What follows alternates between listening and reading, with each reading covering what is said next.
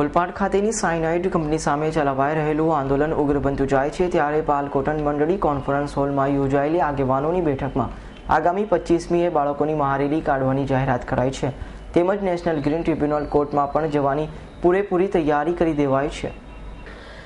Hindustan chemical company cyanide સામે છેલ્લા ઘણા સમયથી ખેડૂત સમાજના નેજા હેઠળ લડત ચલાવવામાં આવી રહી છે ત્યારે બીજી તરફ કંપનીને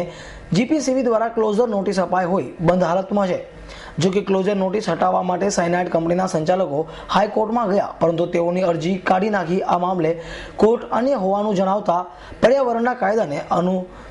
અનુસરતી પુના ખાતેની નેશનલ ગ્રીન ટ્રિબ્યુનલ કોર્ટમાં ગયા હોવાનું જાણવા મળ્યું છે ત્યારે બીજી તરફ લાલધૂમ થયેલા ખેડૂતો સમાજ પણ લડત આપવા મક્કમ છે અને પાલ કોટન ખાતે આગળની રણનીતિ નક્કી કરવા બેઠક યોજી આગામી 25મીએ બાળકોની મહારેલી કાઢી વિરોધ નોંધાવવાની જાહેરાત કરી હતી। જે પાલ કોટન ખાતે જંગીપરા ખાતે સાયનાઇડ બાબતે ઓલપાડ તાલુકાના આગેવાનો ખેડૂત સમાજોના માણસો ભેગા થયા હતા ને આગામી 25મી એપ્રિલે ઓલપાડ તાલુકાના તમામ બાળકો તથા યુવાનોની રેલી ઓલપાડ પરામાંથી સાયનાઇડ મુકામે જશે। સાયનાઇડ કંપની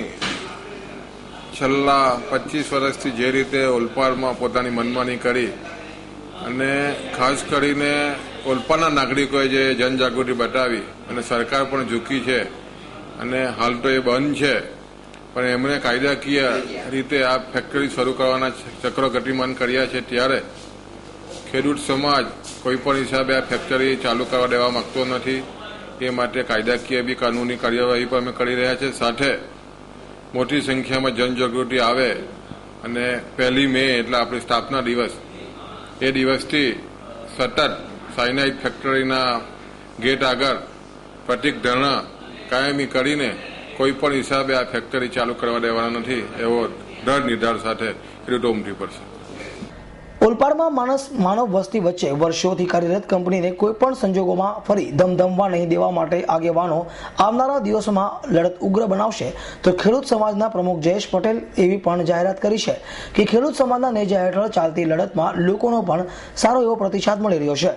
જો કે લડત કાનૂની રાહે લઈ જવાની પણ તૈયારી કરી દેવામાં આવી છે અને જરૂર પડ્યા આગામી 1 મેથી સાયનાઇડ સામે પ્રતિક ધરણા પર યોજવાની તૈયારી છે। કંપની દ્વારા નેશનલ ગ્રીન ટ્રિબ્યુનલના અંદર અરજી દાખલ કરીને ગુજરાત પ્રદૂષણ નિયંત્રણ બોર્ડ દ્વારા જે એમને ક્લોઝર નોટિસ આપવામાં આવી છે એ ક્લોઝર નોટિસના અન્વયે તેમણે પોતાનો વીજ પુરવઠો ચાલુ કરવા માટેની એક એપ્લિકેશન આપી હતી અને એમોનિયાના 2 ગોળા કે જેમને ઠંડા રાખવા પડે એ માટે વીજળીની જરૂરિયાત હોય તેમને વીજળીની જરૂરિયાત પૂરતી નેશનલ ગ્રીન ટ્રિબ્યુનલ દ્વારા એક રિલીફ આપવામાં આવી છે। આ રિલીફના અન્વયે ફક્ત અત્યારે વીજળી પુરવઠો ચાલે છે અને ફક્ત એમોનિયાના ગોળાને ઠંડા કરવાની પ્રક્રિયા જ ચાલે છે, કોઈ ઉત્પાદન કંપનીમાં થતું નથી કે થશે નહીં। આ કોર્ટમાં જે પ્રક્રિયા કંપનીએ કરી છે જેમાં સામાવાળા પક્ષ તરીકે ગુજરાત પ્રદૂષણ નિયંત્રણ બોર્ડ છે તેમાં આપણે ખેડૂત સમાજ સ્થાનિક લોકો પક્ષકાર બની અને આવતી હિયરિંગમાં જોડાઈએ છીએ અને કાયદાકીય કાર્યવાહી કંપનીની સામે આપણે ચાલુ કરીએ છીએ જે અન્વયે તમામે તમામ આપણી માંગણીઓ અને કંપની કાયમી ધોરણે બંધ થાય તેના માટેની તમામ પ્રક્રિયાઓ કોર્ટ રાહે આપણે ચાલુ કરીએ છીએ। કંપનીને કાયમી ધોરણે બંધ કરવાની માંગણી વચ્ચે આ આંદોલનમાં ભાજપી આગેવાનોને જિલ્લા કક્ષાએ અને પ્રદેશ કક્ષાએથી આ આંદોલનની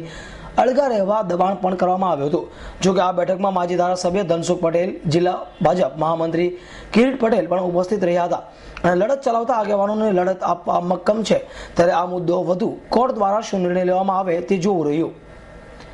નરેશ પટેલ, S9 ન્યૂઝ, ઓલપાડ।